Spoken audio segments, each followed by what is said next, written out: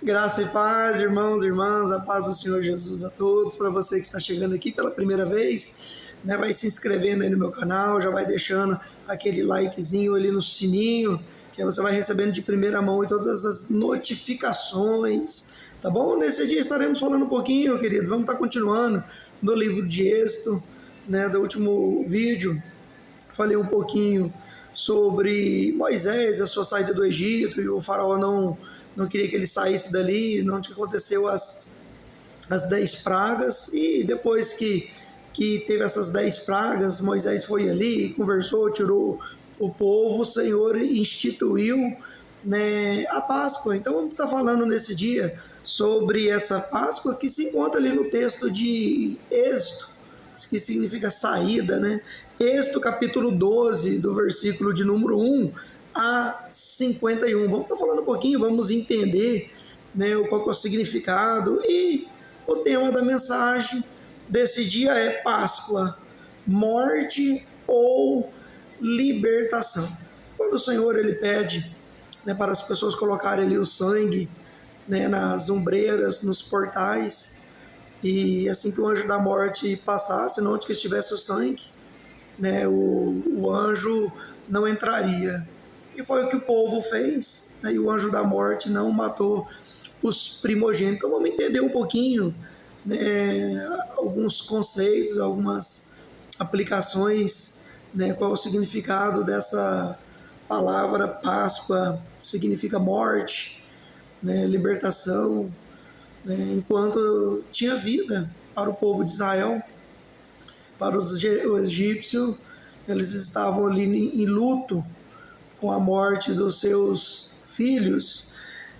A mesma noite da morte para os egípcios foi a noite de libertação para os hebreus.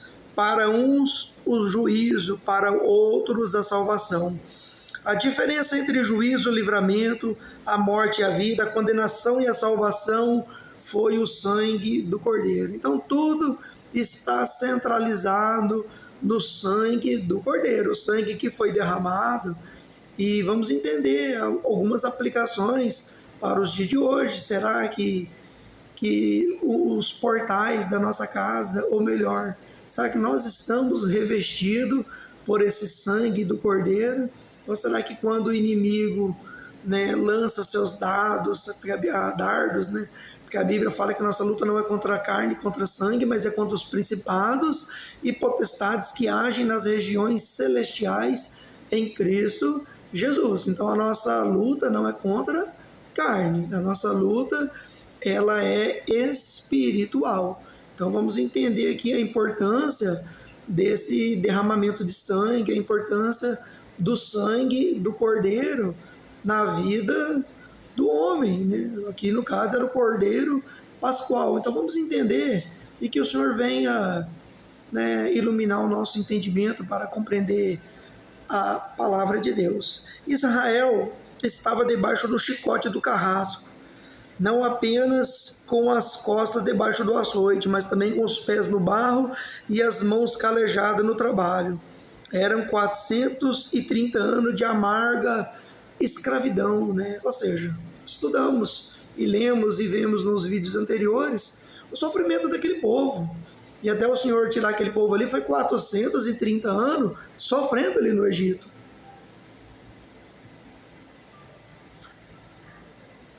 Por causa desse sofrimento é que eles clamaram ao nome do Senhor.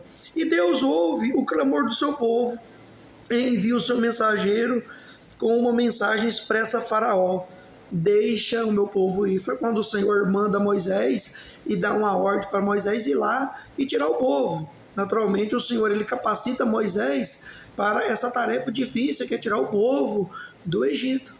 E o Senhor ele capacitou do mesmo jeito que ele nos capacita para enfrentar as adversidades, os inimigos, as lutas, e tudo aquilo que enfrentamos, as aflições.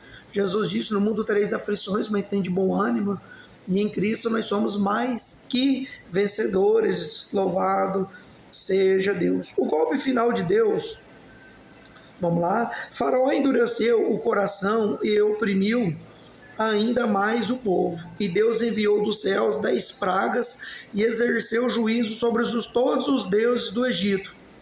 Quebrou o orgulho de Faraó, fez abalar as pirâmides milenares e tirou o seu povo do cativeiro com a mão forte e poderosa. O golpe final de Deus foi a matança dos primogênitos. Aquela era a 10ª praga. O único meio de salvação daquele dilúvio de juízo era o sangue do Cordeiro. Não havia outro meio de livramento. A morte visitaria o palácio e as choupanas, pobres, ricos, velhos e crianças. O anjo do juízo passaria à meia-noite. Onde encontrasse o sangue, passaria por cima. Mas onde não visse o sangue, o primogênito morreria inapelavelmente. Ou seja, o Senhor manda 10 pragas. Cada praga, queridos, simboliza o que? O Senhor, ele derrotando aquela divindade que os egípcios adoravam. As rãs, os crocodilos, o mar, o sol. Então, cada praga daquela que foi derrotada representava um ídolo para o povo egípcio. Então, quando a gente começa a estudar um pouquinho mais a cultura egípcia, a gente vai ver o tanto que eles eram idólatras. E a última praga, a 10ª praga, que era o primogênito, e existia uma importância real para o primogênito, que seria a pessoa que iria administrar os bens do seu pai. Então, os primogênitos, eles eram sempre bem vistos para os reis daquele tempo.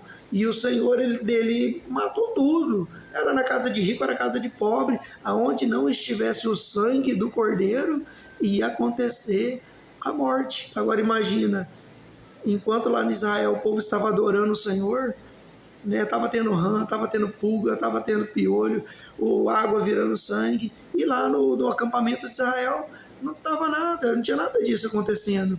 Enquanto morria, imagine, querido, você que está assistindo esse vídeo, você dentro da sua casa, porque você passou o sangue do Cordeiro nos portais da tua casa, você se revestiu da presença de Deus. Não é misticismo, é você revestir da presença do Senhor na tua vida, a importância do sangue do Cordeiro na tua vida. É um sentido figurado, meu querido, de adoração, de devoção, de confiança, e você descansar nas promessas do Senhor. Imagine você estando lá no acampamento de Israel e de repente você vê as mães egípcias gritando a morte dos seus filhos e o anjo da morte passando, visitando e matando. Imagina os gritos, o choro, os lamentos daquela mãe, enquanto havia morte, para um grupo de pessoas. Do outro lado existia vida, existia libertação, existia livramento. Louvado seja Deus. A Páscoa foi o dia da independência de Israel. A noite do terror dos egípcios foi a noite da libertação do povo de Deus. A mesma mão que feriu uns resgatou os outros. A Páscoa não apenas trouxe unidade para Israel, salvação para os seus filhos, mas também libertação do cativeiro. Israel se tornou livre para servir a Deus. Olha aqui que coisa linda. Então a Páscoa, foi o que? Foi um livramento do povo de Israel do cativeiro egípcio daquele povo. Então eles fizeram aquilo ali para poder estarem comemorando. E vamos entender, vamos compreender e vamos entender qual é a mensagem da Páscoa. É uma mensagem de libertação, é uma mensagem de conforto, é uma mensagem de providência do Senhor para as nossas vidas. Acredito que Deus tem muita coisa para falar para nós nesse dia de hoje. E o primeiro ponto, queridos, dividi em 2 partes essa mensagem. O primeiro ponto fala sobre o quê? A Páscoa marca um novo começo para o povo de Deus. Do capítulo 12 de Êxodo, do versículo 1 ao versículo 3, vamos falar que a Páscoa, ela marca um novo começo para o povo de Deus. Do versículo 3 ao versículo 4, vamos falar que a Páscoa, ela revela o projeto de Deus na redenção da família. Vamos entender qual que é esse projeto de redenção. Olha, o preço, ele foi pago. Redenção, remissão, é um pagamento de uma dívida que não conseguiríamos pagar. lembramos do sofrimento do povo e o clamor do povo chegou ao Senhor. E o Senhor, ele trouxe, né, a providência para aquele povo. Então, do versículo 1 ao versículo 3, fala que a Páscoa marca um novo começo para o povo de Deus. O que entendemos com isso? Que o capítulo 12 de Êxodo é talvez o mais solene e importante de todo o Antigo Testamento, porque ele registra a instituição da Páscoa, o sacrifício da Páscoa, inaugura um novo calendário. E este mês vos será o principal dos meses. Aqui já começa um marco no versículo de número 2 de Êxodo 12. Ou seja, a Páscoa era o começo de uma nova vida para o povo de Deus. A partir dali, deixaram de ser escravos do Egito para serem peregrinos na direção da terra prometida. Ou seja, ali o cativeiro ele chega ao fim, e ali o Senhor, né, dá uma ordem para eles peregrinarem, né, para as promessas que o Senhor havia, né, ordenado para eles, que era o que? Ir para a terra que emana leite e mel. Mas a conversão, e continuando o texto, a Páscoa era o memorial de que ali cessava a escravidão e começava uma nova vida livre. Enquanto no Egito eles estavam presos, literalmente, eles eram escravos do faraó, mas com Jesus ali, eles se tornariam livres para poder plantar, para poder produzir, para poder adorar e a servir ao Senhor. E muitos de nós, às vezes, por mais que estejamos livres dessas prisões físicas, desse jugo, às vezes estamos presos no nosso pecado, no nosso passado, às vezes estamos presos, né, por falta de liberar perdão para as pessoas, e por causa disso nós deixamos de receber as bênçãos do Senhor. Mas o Senhor, ele teve um novo recomeço para esse povo, e eu espero que você, ao assistir esse vídeo, que o Senhor também comece a te direcionar a entender essa nova direção, esse novo caminho que o Senhor tem para a minha e para a sua vida. Uma vida de liberdade, uma vida de prazer em descansar das promessas do Senhor. Glória a Deus. A Páscoa, queridos, continuando, o mundo pensa que quando uma pessoa se converte, ela perde a vida. Mas a conversão não é o fim da vida, é o fim da escravidão. Ser cristão é deixar o Egito e começar a caminhar como um ser livre rumo a Canaã celestial. Muitas pessoas, queridos, até eu antes da conversão, eu falava, pô, esses crentes não vivem, cara, fica um povo religioso, um povo intolerante. Mas quando a gente, verdadeiramente, queridos, nós temos um encontro com Jesus, a gente perde o prazer de estar fazendo aquelas coisas que a gente sentia, alegria, bebidas, viver em prostituição. Essas coisas já não agradam mais a gente, né? Aí a gente pode observar que nesse contexto, assim, nós estávamos, né, vivendo, né, segundo o príncipe desse século, né? Nós éramos escravos do pecado, inimigos de Deus, filho da desobediência, né? Nós fazíamos tudo aquilo que não presta e ainda sentia alegria. Mas quando nós temos o encontro com o Senhor, querido, a vida da gente é transformada naturalmente. Não é do dia para a noite que isso acontece, mas é algo progressivo, e o Senhor, ele vai tirando o nosso coração, um coração de pedra, colocando um coração de adorador, e a gente vai sentindo alegria e prazer, porque verdadeiramente nós fomos libertos daquilo que nos afastava da presença de Deus. Assim como os egípcios, o povo de Israel, eles foram livres do Egito, das perseguições, né, dos maus tratos, né? Assim somos nós também, quando nós somos livres do poder do pecado. E com isso, querido, nós caminhamos rumo à Canaã celestial, né? Rumo às coisas que o Senhor tem preparado para nós. E com isso, nós entendemos que a Páscoa foi o começo de uma nova nação.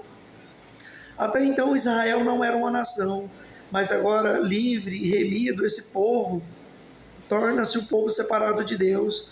A Páscoa nos mostra um novo começo, um novo calendário, um novo compromisso e uma nova jornada para um novo destino.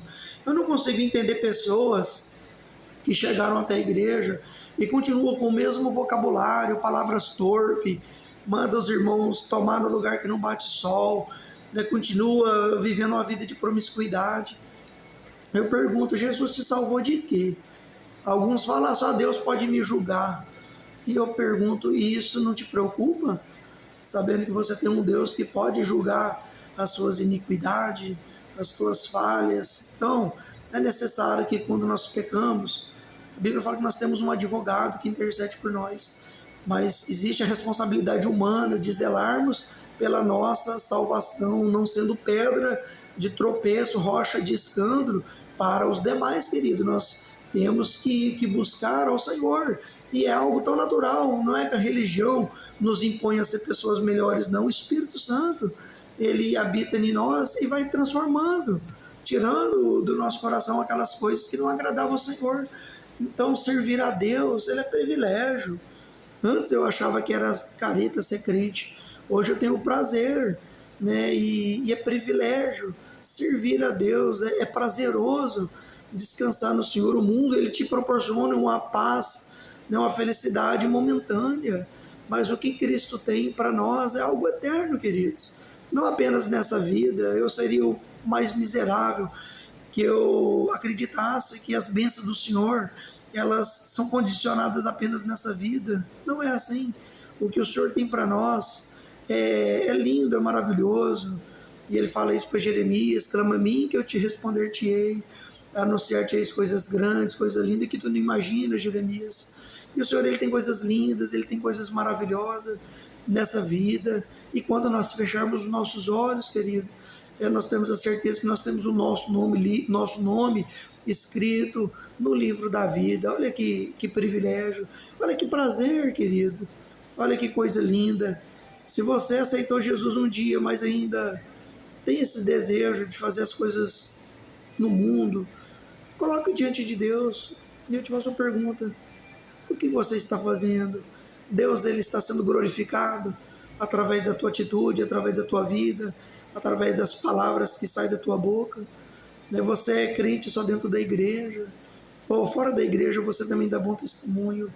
Que nós venhamos a rever os conceitos de salvação sobre a nossa vida, que nós somos a Bíblia que o mundo não lê, queridos. E o Senhor, ele nos libertou.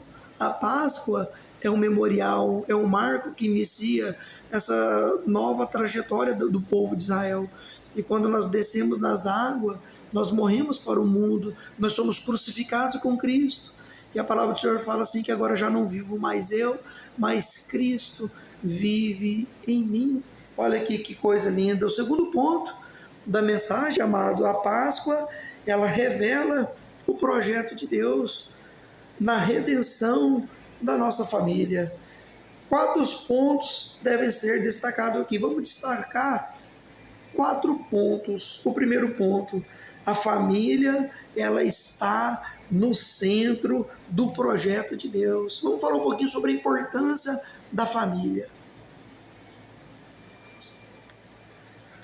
A família precisa celebrar a Páscoa junta, no versículo 3. A família toda precisa estar debaixo do sangue do Cordeiro, versículo 7. A família toda precisava se alimentar do Cordeiro. Era o contexto ali: sacrificar um novilho, um cordeiro. Toda a família deveria estar participando daquela comunhão, é o que fala o versículo de número 8. A família toda precisava celebrar esse memorial nas suas gerações futuras. Versículo 14. A família toda precisa ter o compromisso de ensinar os seus filhos sobre o significado da Páscoa. Versículo de número 26 ao número 27. E a família toda obedeceu essa ordenança divina. O versículo 28 fala isso. A Páscoa, ela foi substituída, iremos ver a seguinte, pela Santa Ceia. Nesse contexto, o Senhor, né, ordenou que fosse matado um novilho, e que esse novilho era para ser consumido para todos, ou da mesma família, e era algo para quê? Para as futuras gerações, ou seja, era um memorial. Por isso Jesus falou: comei e bebei em memória de mim, até que eu volte. 1 Coríntios, capítulo 11, versículo de número 23, é o que fala sobre a ceia do Senhor, que o Senhor ele deixa, né, para nós protestantes 2 sacramentos, que é o batismo e a ceia.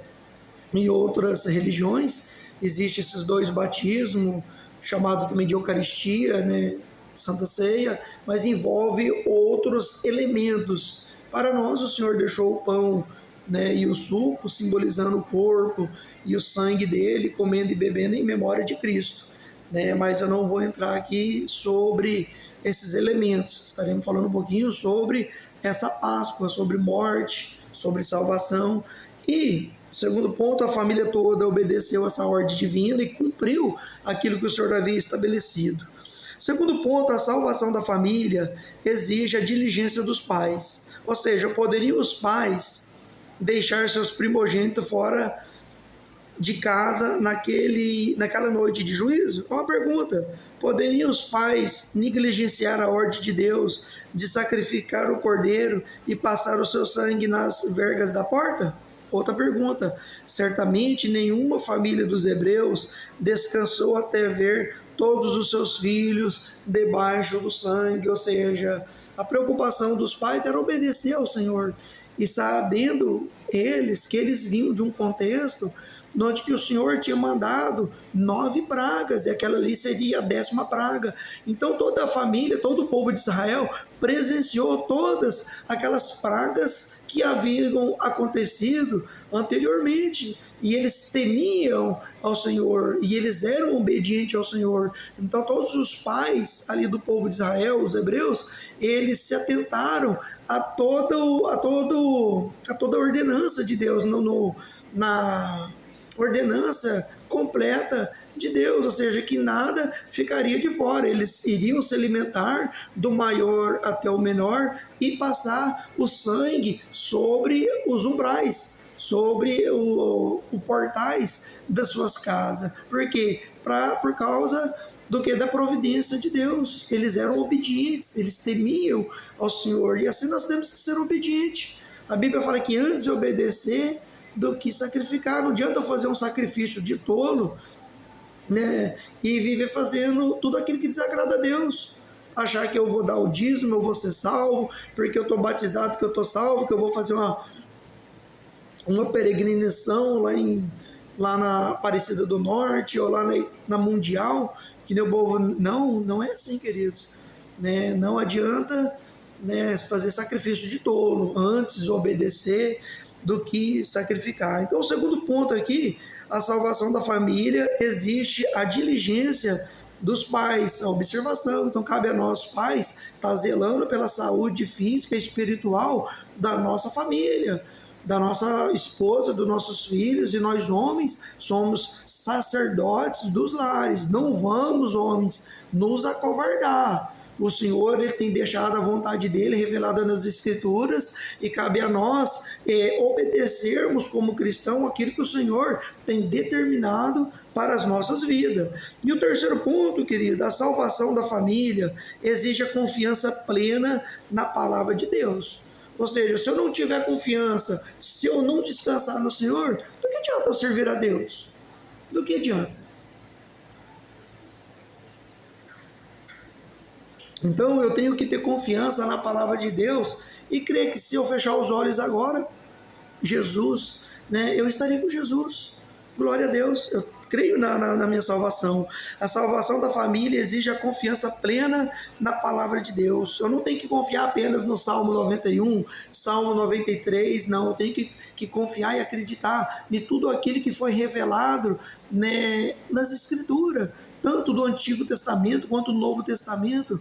Eu tenho que crer, confiar e descansar nas promessas do Senhor.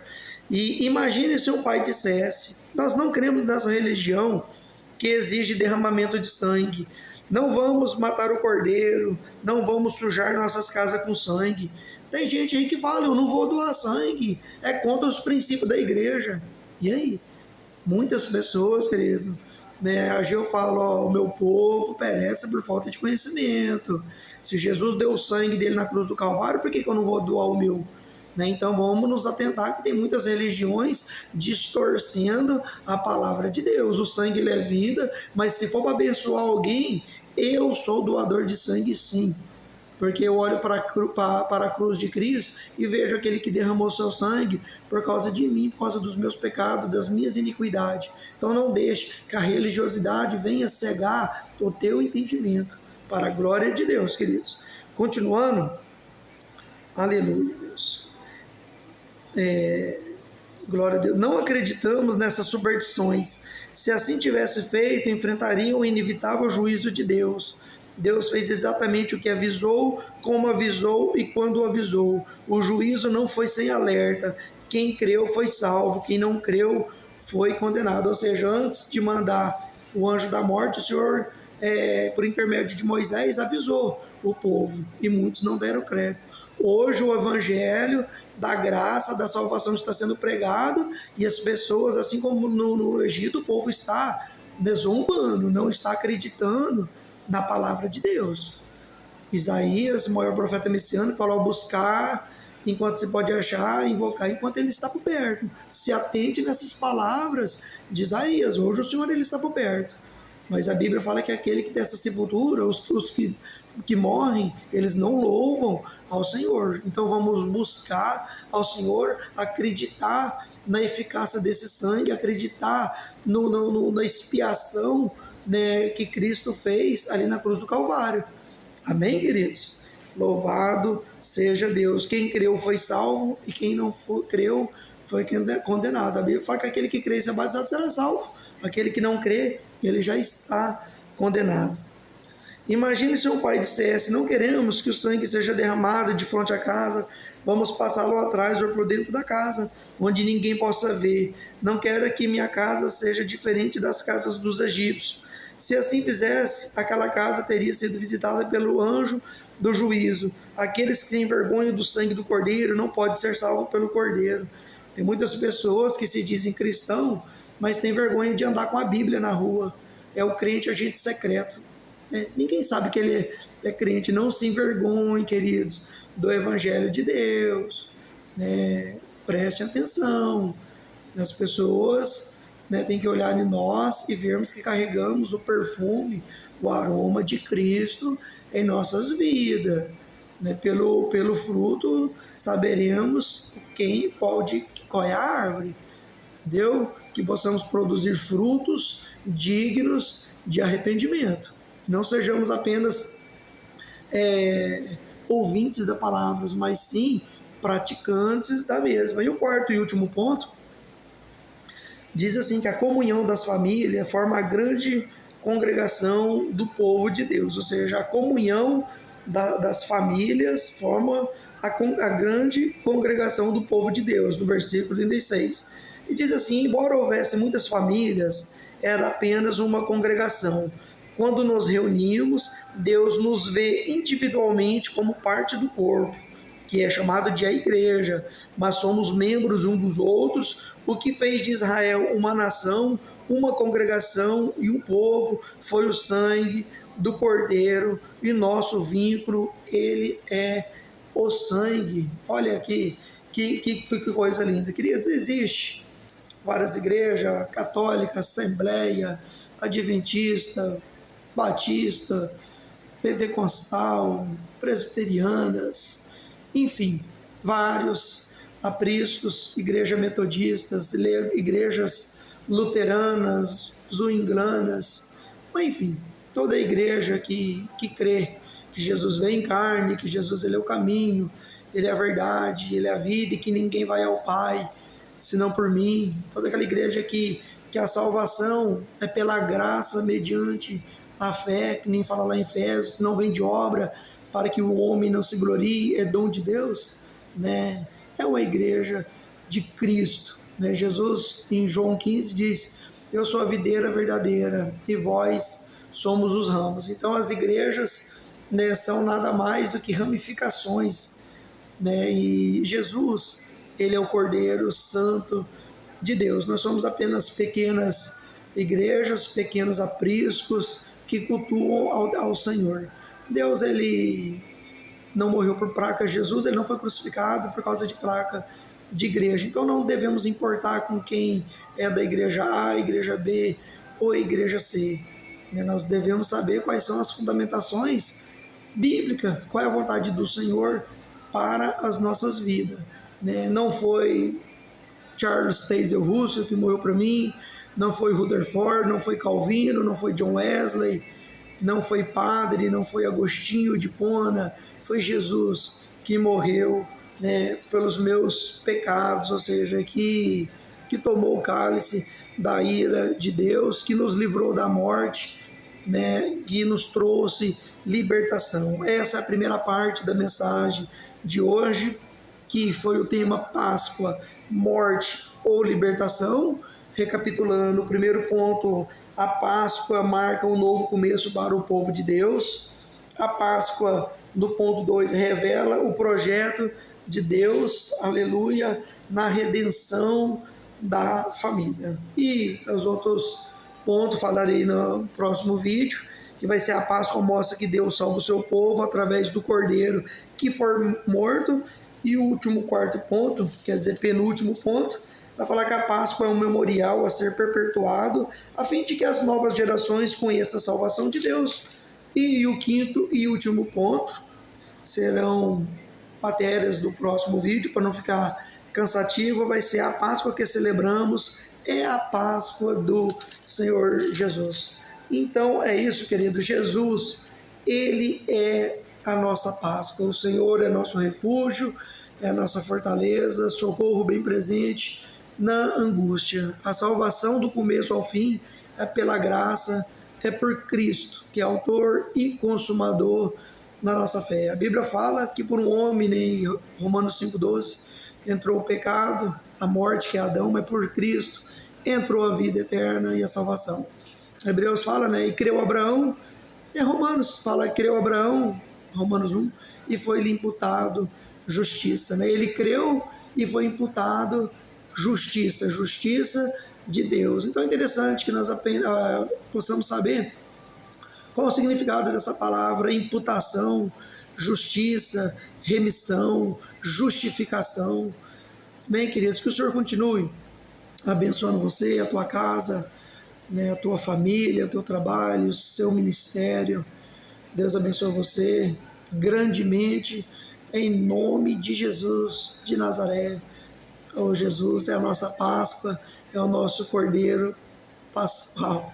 Louvado seja Deus. Aleluia, queridos. Deus abençoa e até a próxima oportunidade, se assim o Senhor permitir. Deus abençoe. Em nome de Jesus.